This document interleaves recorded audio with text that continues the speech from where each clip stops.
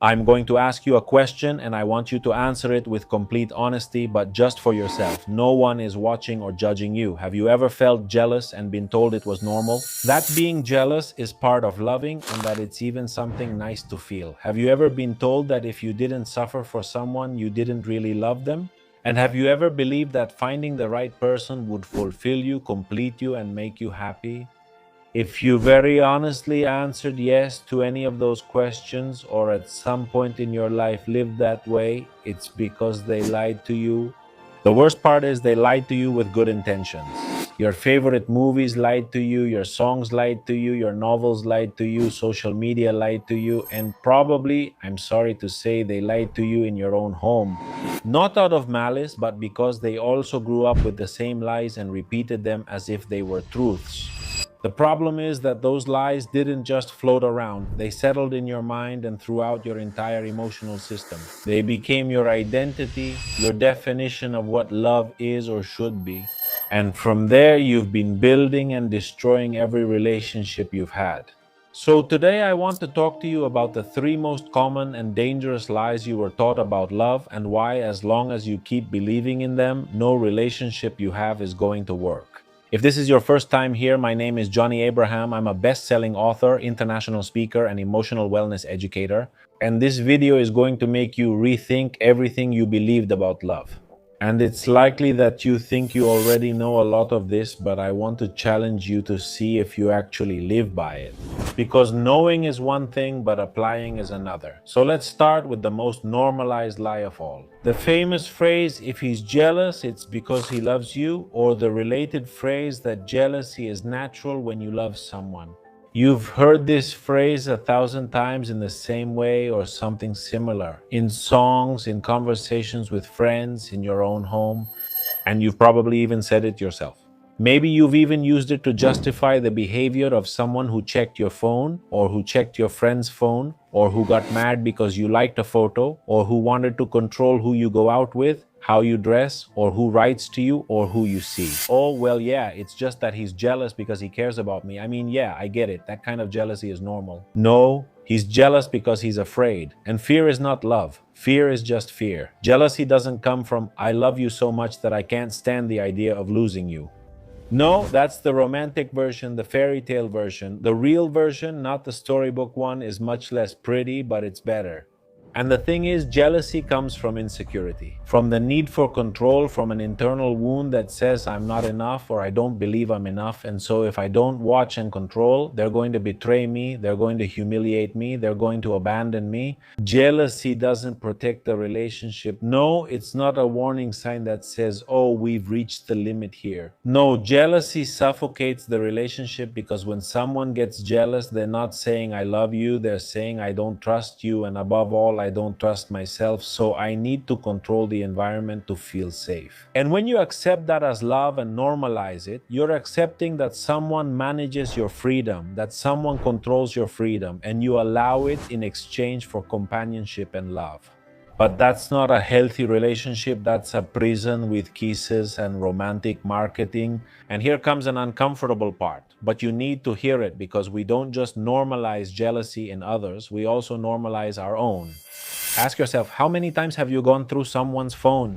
How many times have you stalked someone from another account or from your own to see who they liked or who they were with in their stories? How many times have you felt that pang in your stomach when someone told you they were making plans without you? And instead of asking yourself, what insecurity of mine is being triggered? You said, it's always the same with him, he provokes me, he doesn't care about this relationship, or something like that. Healthy love doesn't ask you to keep tabs on anyone, it gives you peace, it makes you feel secure, and it gives you confidence. And if what you feel is distrust and constant anxiety, well, that's not love, it's attachment in disguise, it's a wound in disguise. So ask yourself, have you ever confused jealousy with love or justified someone else's jealousy or even your own because you thought it was love or because you believe that's how it is when you really care about someone?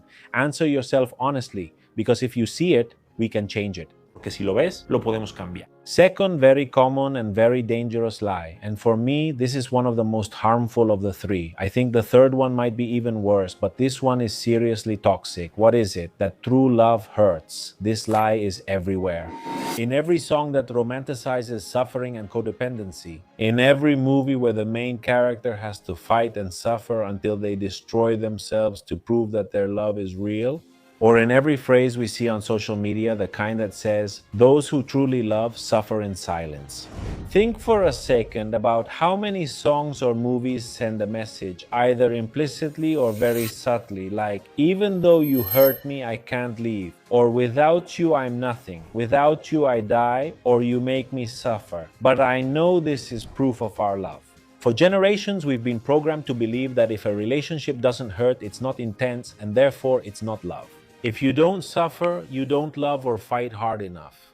And that pain, but in the form of suffering, is the proof that what you feel for that person is real.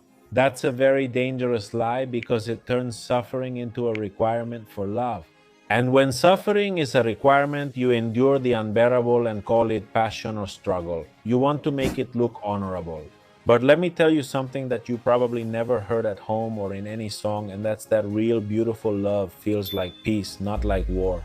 Beautiful love, I mean genuine love, doesn't ask you to destroy yourself to prove it's love. It doesn't keep you up at night, it doesn't give you constant anxiety, it doesn't make you feel like you're walking on glass. Love feels like being able to sleep peacefully, knowing that tomorrow that person will still be there and will choose you just like you choose him or her. It feels like being able to be yourself without fear that they'll leave, reject you, or betray you. It feels like security, not uncertainty. And surely many of you are going to say to me, "But Johnny, I felt very intense love and I've been betrayed, or I felt very beautiful love, but then I got bored." Yes, that's the trap. If you were taught that love means pain, then when someone treats you well and is stable, your brain thinks it's not love or makes you choose someone you already know is going to betray you. Dice, pues no siento nada y esto no es amor, o te hace elegir a alguien, creating a self-fulfilling prophecy. What happens is that you don't recognize peace because most of us were raised in war. Think about your parents' arguments with each other. Think about what the dynamic between your mom and dad was like. That's why you confuse the activation of your nervous system, which is anxiety, fear, all this fear of losing, this whole roller coaster of emotions with passion. But it's not passion, it's your wound being triggered, it's your unconscious repeating itself, it's your broken heart figuring out how to break again instead of how to heal. And as long as you keep confusing a wound with love, you're going to reject what's healthy and embrace what destroys you. You're going to stop loving yourself first to love someone else and empty yourself. Think about it. Have you ever rejected someone good because you didn't feel the spark and then went back to someone who made you suffer because with that person you did feel it at first? Even though later on you paid a high price for it, that thing that felt nice at the beginning, think about it and let me know. Now, third lie. And this is the one that holds up the other two. It could be the lie that gives rise to the other two. What is that lie? You need someone to complete you. The famous, "You're my other half, I'm nothing without you, I need you to feel okay, I want a partner to be happy and fulfilled."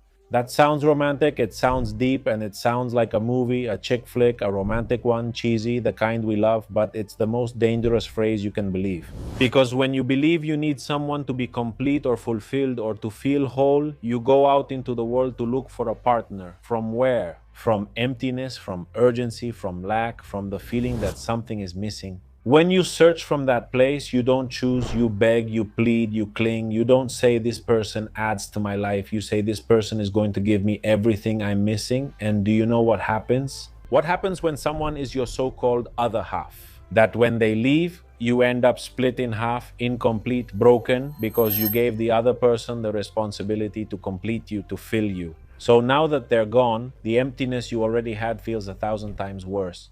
And I know you might consciously say, "Not at all, that whole other half thing is old news. I already know I'm a whole orange. I don't need anyone to be happy." I tell myself that every day in front of the mirror. Please, don't lie to yourself. Because even if you say it consciously, your whole subconscious, 95% of you, leads you to sabotage yourself, to look for that with a lot of urgency and need, even if in words or rationally you say the opposite. Why? Because your emotional side is programmed for that. Throughout your whole life, you were taught that way. But here is the truth that nobody puts in songs. And that truth is, you don't need someone to love you and complete you with that love. You actually have to love yourself in order to complete yourself, to be able to have more in your life than just a partner and to live happily for more reasons than simply having someone by your side. And from there, from that sense of fulfillment, you can choose someone to be by your side and share life with you, but who isn't the only reason you get out of bed with excitement and purpose. Because the difference between needing and wanting changes everything. When you need someone, you give them the power to destroy you. Because if that person breaks up with you or leaves, you fall apart, you collapse, you don't have other things in your life that make you happy, you don't have any more purpose, you don't have any more meaning. But when you want someone, you choose to be with someone as part of your life plan, not as the only thing in your life, then you choose someone from a place of peace because you are whole. So if that person breaks up with you and leaves or abandons you without warning, of course it's going to hurt, but you won't fall apart.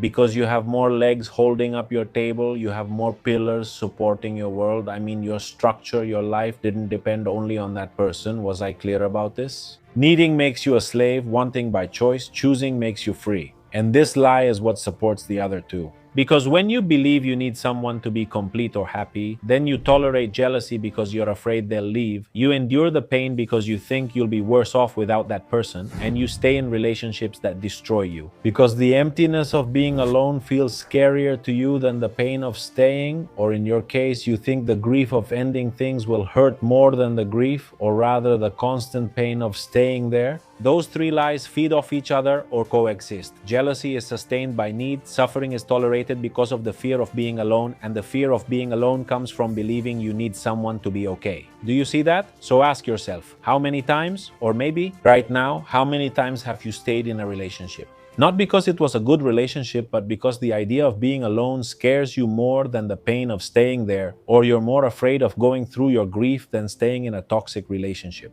I want to tell you about someone who worked on this with me, and her name is Marcela. Marcela grew up watching her mom constantly check her dad's phone every night after he fell asleep.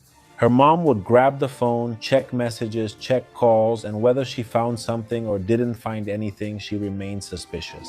The next day there would be fights, accusations, yelling, long silences, and of course then a passionate reconciliation that could be heard until the next day. But the next day, the same cycle would happen again, the same routine, the same pattern. Marcela, according to what my student told me, was 8 years old and believed that this was love, that it was normal, because she also saw it in soap operas and movies, and she saw that these fights and conflicts, where the two would then kiss passionately, were love. So she grew up and had her first relationship. After 3 months in the relationship, she was already checking her partner's phone because for her, if I care, then I need to know what he's doing, who he's talking to. That's lie number one at work, that jealousy is love. So her boyfriend would yell at her, she would cry, then he would apologize with flowers, and then she felt that this intensity meant he really loved her and would say, "We fight hard because we love hard. We're both intense." That's lie number two at work. That pain is passion, or that love hurts. So when he eventually leaves her, breaks up with her, Marcela falls apart, gets depressed, can't eat, can't sleep, can't function, and she would tell her friends that without him she was nobody. She would say, "He was my soulmate, he was my other half, he was my missing piece, my partner, he was my everything, he was my world." And that's lie number three at work, that she needed someone to feel complete. Marcela wasn't unlucky in love. Marcela had bad programming, and from that programming, she couldn't build anything healthy because her definition or meaning of love was already very distorted from the beginning. And the most painful thing is that Marcela didn't know she was operating from these lies. She truly thought that's what love was, since that's what she saw at home, learned from her culture, and no one told her otherwise. But of course, when she came to me, already devastated in her grief, which she didn't know how to get through either, we worked on it. First, to get through the grief, heal all that programming, and change what love meant to her. The result? Marcela is a different person. Marcela experiences love from a different place. Of course, sometimes she might want to repeat old patterns, but she notices it and handles it much better, and as a result, she does better in love. So, for you to save a lot of time that Marcela could have saved if she had come to me earlier, let me summarize what we just saw. Lie number 1, jealousy is love? No. Jealousy is fear, and fear is not love. In fact, it's the opposite of love. Lie number 2, true love hurts? No. True love helps you find peace, it gives you security. What hurts is attachment, the wound, the programming. It's not love that hurts, it's people who don't know how to love. And the ones who suffer aren't the people who love too much, they're the people who love themselves too little. Lie number 3, you need someone to complete you. You need to avoid ending up alone. So look for someone to share your life with, the famous Prince Charming or fairy tale princess. No. You need to complete yourself so that from there, if you want, you can choose someone from a place of peace and not from emptiness, or even live a fulfilling single life. 3 lies. All 3 are connected and all 3 are running on autopilot in most people like you who say that love is difficult, which is the biggest lie of all. Love is not difficult. Love is beautiful. What's difficult is loving the way we've been taught. We were taught to love and to try to love with damaged programming. It's like trying to build a house with the wrong blueprints and structures. No matter how much effort you put in, if the blueprints are wrong and the structure is wrong, that house is going to fall apart. Was I clear? Now, what I showed you today are the most common lies that make up the biggest lie of all, that love is very complicated and that romantic relationships are very complicated. But what I can't show you in a single video is where your specific ones come from. I mean, what conditioning was instilled in you at home, what model of love you learned, what love means to you, and above all, today I can't show you how those lies connect with the partners you choose and the pain you repeat. But I can go deeper into it in a separate episode, in a separate class that I prepared called The 3 Keys to Stop Suffering for Love and Love Yourself.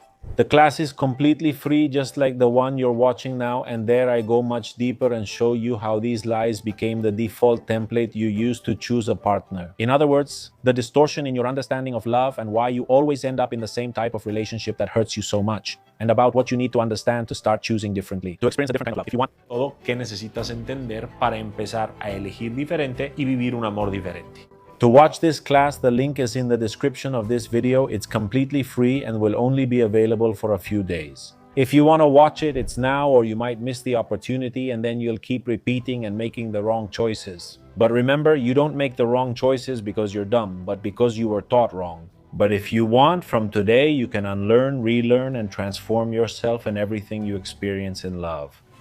So click and also tell me in the comments which of these 3 lies you think resonates with you the most. Jealousy, love hurts, or that you need someone to complete you even if you say something else when you're with your friends. I want to read your comments and I'll see you in the next session. Click the link, I'm waiting for you.